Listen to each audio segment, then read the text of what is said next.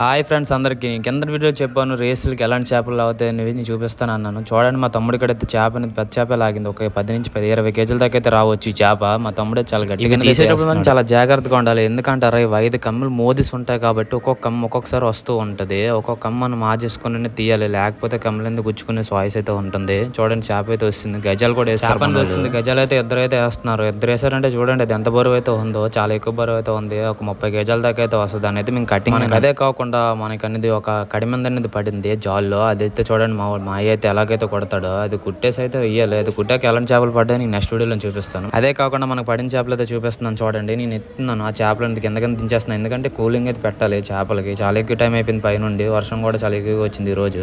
అదే కాకుండా మనకైతే యాంకర్లు అయితే ఎత్తేస్తున్నారు బార్కి వెళ్ళి యాంకర్ అనేది వేసుకుని మనం అయితే కాస్తాం. మళ్ళీ అప్పుడు ఎన్ని చేపలు పడ్డాయి నెక్స్ట్ వీడియోలో చూపిస్తాను. ఓకే ఫ్రెండ్స్, నెక్స్ట్ వీడియోలో కలుద్దాం. బాయ్.